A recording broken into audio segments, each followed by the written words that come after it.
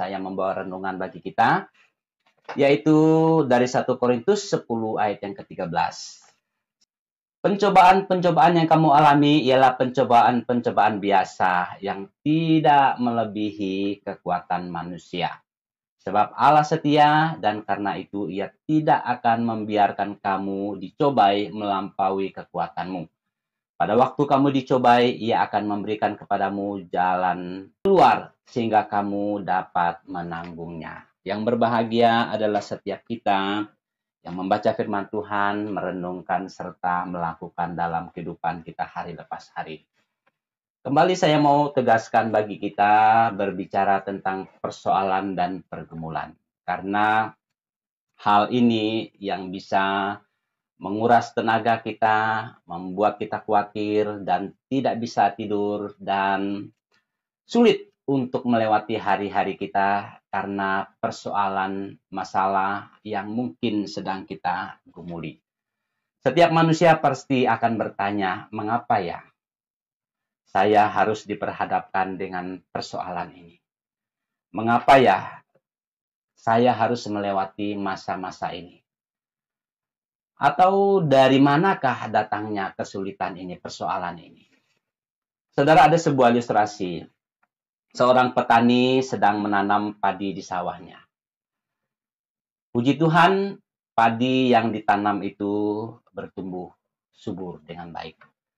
Tetapi herannya, rumput pun tumbuh bersama dengan padi. Yang walaupun rumput bukan ditanam. Nah, ini menarik saudara yang dikasih oleh Tuhan. Kita berusaha untuk hidup tanpa masalah, tetapi pada kenyataannya hidup kita selalu menemui masalah. Firman Tuhan hari ini mengajak kita untuk mengenali asal-usul masalah hidup. Agar kita memiliki perspektif yang benar dan mampu meresponi masalah tersebut. Ya, menarik saudara yang dikasih oleh Tuhan. Saat kita diperhadapkan dengan persoalan, dua kemungkinan.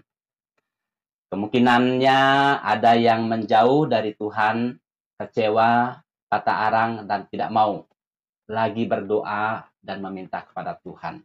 Tetapi ada juga yang saat ada persoalan, seperti pujian kita tadi mengatakan, dia berusaha datang kepada Tuhan. Jadi saudara yang dikasih oleh Tuhan, saat ini saya mau membawa kita untuk menganalisa dalam hidup kita sumber asal-usul persoalan yang diizinkan terjadi dalam kehidupan kita. Kemungkinan pertama adalah masalah bisa timbul karena pilihan kita. Saya katakan karena pilihan kita, mungkin juga karena dosa yang sudah kita perbuat.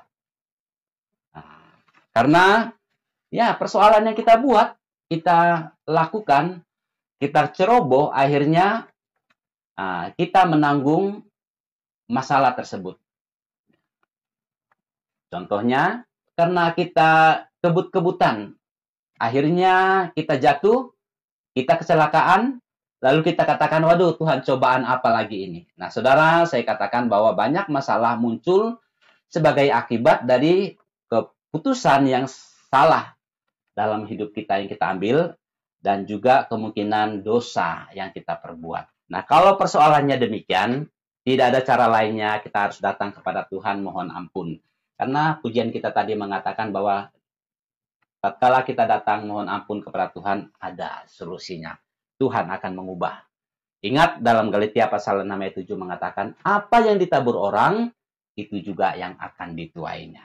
Puji nama Tuhan, kita terus menikmati berkat dan anugerah Tuhan dalam kehidupan kita. Dan kedua, kemungkinan yang kedua, masalah timbul karena salah pergaulan. Kita salah cari teman. Berarti persoalan masalah yang kita hadapi itu karena kita salah memilih teman. Ataupun salah memilih teman curhat. Kata istilah kerennya itu teman curhat ini artinya teman untuk kita mencurahkan isi hati kita. Kalau kita dikelilingi orang-orang yang baik, tentu mereka selalu mendukung kita. Dalam 1 Korintus 15 ayat 33 mengatakan, pergaulan yang buruk akan merusak kebiasaan yang baik. Nah, Dengan demikian saudara yang dikasih oleh Tuhan, dalam setiap persoalan yang masalah yang kita hadapi, selalu datang kepada Tuhan. Tuhan, berikan saya teman-teman yang baik untuk teman curhat saya supaya saya dikuatkan. Nah, oleh karena itu, masalah bisa timbul karena kita salah mencari teman curhat. Dan berikut kemungkinan terjadi adalah masalah bisa terjadi karena pembentukan Tuhan dalam hidup kita. Tuhan mengizinkan pencobaan itu untuk melatih iman kita, untuk membentuk karakter kita supaya kita selalu berharap dan bersandar kepada Tuhan. Jadi, kita tidak bisa sendiri. Tuhan mengizinkan kita menghadapi persoalan tersebut sebagai alat untuk membentuk kita. Masalah bukan untuk menghancurkan kita, tetapi untuk membentuk kita menjadi sempurna di hadapan Tuhan. Belajar melihat masalah dari sudut pandang rohani sebagai proses untuk mendewasakan iman kita. Jadi saudara yang dikasih oleh Tuhan, ingat bahwa segala sesuatu itu Tuhan izinkan untuk membentuk kita supaya kita semakin setia di hadapan Tuhan. Jadi renungan pada hari ini membuka mata rohani kita bahwa kita tidak kebal dengan masalah. Saat kita diperhadapkan dengan masalah, renungkan, apakah ini pilihanku, apakah ini karena dosa yang saya sembunyi selama ini, sehingga Tuhan mengungkapkannya dalam kehidupan saya. Jika demikian, bertobatlah. Jikalau itu karena saudara, masalah itu terjadi karena kita salah pilih teman curhat bagi kita, doakan supaya kita dapat memilih teman yang baik, karena pergaulan buruk merusak kebiasaan yang baik. Nah, kalau Tuhan mengasihi kita, Tuhan mau membentuk kita supaya kita semakin setia. Saat kita semakin jauh, Tuhan memperingatkan kita supaya kita datang kepada Tuhan. Dengan demikian, saudara yang dikasihi oleh Tuhan, selama kita hidup di dunia ini, masalah pasti ada.